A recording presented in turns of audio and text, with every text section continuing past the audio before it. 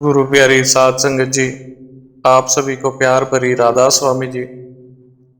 साध संगत जी, भजन सिमरन करने से सतगुरु हमेशा हमारे साथ रहते हैं। अच्छे बुरे हर समय में हमारे साथ रहते हैं। जब हम दुनिया के किसी भी दुख से परेशान होते हैं तो अपने सतगुरु को पुकारते हैं तो वह हमारी आंखों में आंसू कभी नहीं देख सकते और हमारा साथ देने के लिए अवश्य आते हैं। एक आदमी था जो बाबा जी को हर समय याद करता रहता था। अगर कोई दुख आ भी जाता तो वह कहता, बाबा जी आप ही हमें संभालना। तो सतगुरु उसका हमेशा साथ देते थे। वह आदमी गरीब था, उसके पास गाड़ी बंगला कुछ भी नहीं था। वह अपना जीवन बहुत प्यार से गुजारता था। साध संगत जी, उसको अपने सतगुरु पर पूरा विश्वास था। वह कहता था कि मेरे पास जो नाम की दौलत है वह किसी और के पास नहीं है। गाड़ी बंगला तो सब यहीं पर रह जाएंगे, लेकिन नाम की जो दौलत है वह हमारे साथ जाएगी। इसलिए वह दिन रात अपने सतगुरु के ध्यान में लगा रहता था। उसको अपने सतगुरु से बहुत लगन हुई थी। वह सत्संग घर में सेवा करने के लिए भाग जाता था। उसको सिर्फ यही होता था, कब सुबह हो और मैं सत्संग घर जाऊं। वह अपने आप में मस्त रहता था, किसी से कुछ नहीं कहता था।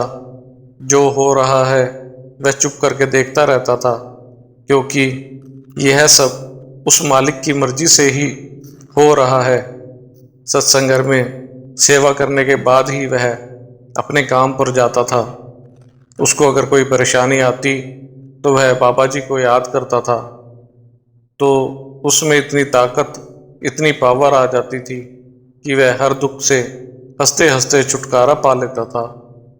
वह जहाँ भी जाता था सबको राधा स्वामी बोलता था, लेकिन कोई भी उसका जवाब नहीं देता था, क्योंकि वह गरीब था। लेकिन उसके मुख से जितनी बार भी राधा स्वामी निकलता था तो उसकी हाजिरी उस कुल मालिक के घर लग जाती थी। वह कुल मालिक के आगे तो बहुत अच्छा था। दुनिया उसे पसंद करे या ना करे, उसकी उसे कोई चिंता नहीं थी। लेकिन सतगुरु ने उसे नाम देकर अपना बना लिया था। एक दिन उसकी पत्नी ने उसे कहा कि आप रास्ते पर जाते जाते सबको राधा स्वामी करते जाते हो, लेकिन कोई भी आपके राधा स्वामी का जवाब नहीं देता, फिर आप रोज क्यों राधा स्वामी बोलते हो। तो वह बोला, अभी उनको बाबा जी ने राधा स्वामी बोलने का हुक्म नहीं दिया।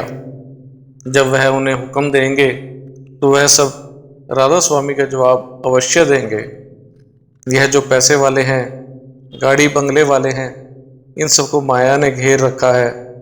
सभी भूले से भी कभी उस कुल मालिक को याद नहीं करते। उनको उस मालिक का नाम लेते हुए शर्म आती है। समय ऐसे गुजरता गया और वह अपने कुल मालिक के भजन सिमरन सेवा में लगा रहा। जिस सत्संग घर में वह सेवा करता था वहां ब्यास से जोनल सेक्रेटरी की एक टीम आई थी, तो उन्होंने उस सेवादार को उस सेंटर का केयर टेकर बना दिया। बाबा जी के हुक्म से हम आपको इस केंद्र की पूरी जिम्मेदारी देते हैं। उसने कहा कि मैं तो एक गरीब आदमी हूँ, मुझे नहीं पता कि यह सब कैसे करना है। मैं तो ज़्यादा पढ़ा लिखा भी नहीं हूँ। वह बोले, अगर आप बाबा जी का हुक्म नहीं मानोगे तो बाबा जी आपसे नाराज हो जाएंगे। तब उसने बाबा जी का ध्यान किया तो बाबा जी ने उसे दर्शन दिए और उसके सिर पर हाथ रखकर बोले, ले लो जिम्मेवारी बेटा। उसने केंद्र की सारी जिम्मेवारी ले ली। अब तो उसके बच्चे भी बड़े हो गए, सब मिलकर कामकाज करते थे। बाबा जी की दया से उनके पास बहुत पैसा आ गया और अब उनके पास भी गाड़ी बंगला था। ऐसे समय बीतता रहा, उसके बच्चों की शादियां हो गई, तो घर की सारी जिम्मेदारी बच्चों को सौंपकर दोनों पति पत्नी पूरा दिन सत्संग घर में सेवा में लगे रहते। उसकी पत्नी सेवा पर जाने के लिए जत्थे तैयार करती थी और उनका किस समय पर ब्यास आना जाना सब देखती थी। कुछ समय के बाद वहीं पर ही बाबा जी ने एक मेजर सेंटर बनाने के लिए ज़मीन ले ली। तब भी ब्यास से आई टीम ने सेंटर को बनाने की सारी जिम्मेदारी उसे दे दी। बाहर से सेवा में जो जत्थे आएंगे उन सब के रहने खाने की सारी जिम्मेवारी उसको और उसकी पत्नी को दे दी। उन्होंने 10 औरतें और 10 आदमी सेवादारों को एक टीम बना दी और सत्संग घर का काम जोरों शोरों से शुरू हो गया। करने करवाने वाले तो सतगुरु ही हैं, हम तो सिर्फ एक जरिया हैं। जो लोग पहले उसके राधा स्वामी का जवाब नहीं देते थे तो अब वह उसे खुद राधा स्वामी बोलते थे। वह उनके साथ प्यार से राधा स्वामी कहते थे। देखते ही देखते समय कैसे बीत गया और मेजर सेंटर भी तैयार हो गया। तो वहाँ बाबा जी का प्रोग्राम रख दिया गया।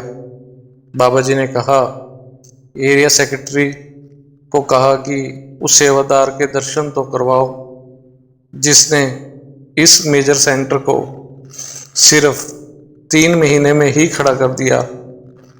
सेक्रेटरी साहब ने उस सेवादार को फ़ोन करके बुलाया कि भाई साहब, बाबा जी आपसे मिलना चाहते हैं। तो वह बोला, मुझसे मिलना चाहते हैं। बहुत हैरान हुआ और भागता हुआ बाबा जी की कोठी में गया। तो बाबा जी ने उसको नाम लेकर बुलाया तो वह बहुत हैरान हुआ। बाबा जी, आप मेरा नाम जानते हैं?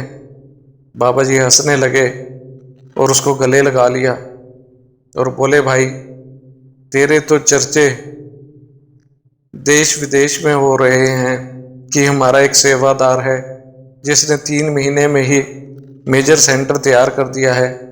वह बोला, मालिक मैंने तो कुछ नहीं किया है, जो किया है आपने ही किया है। बाबा जी बोले, बेटा तूने तन मन धन से बहुत सेवा की है, ना दिन देखा ना रात देखी, ना धूप देखी ना बारिश देखी और सेवा में लगे रहे। वह बोला, बाबा जी अगर आप अपना हाथ सिर पर ना होता तो मैं वहीं पर ही रहता। आप मुझ जैसे कंकर को कहाँ से कहाँ पहुँचा दिया।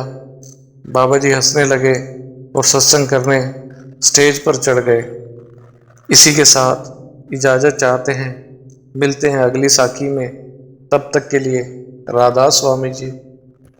गुरु प्यारी साध संगत जी, मैं भी आप सबसे हर रोज़ राधा स्वामी जी बोलता हूँ, पर आप मेरी राधा स्वामी जी का जवाब नहीं देते। अगर आपको हमारी ये साखी अच्छी लगी हो तो कमेंट में राधा स्वामी जी अवश्य लिखें। राधा स्वामी जी।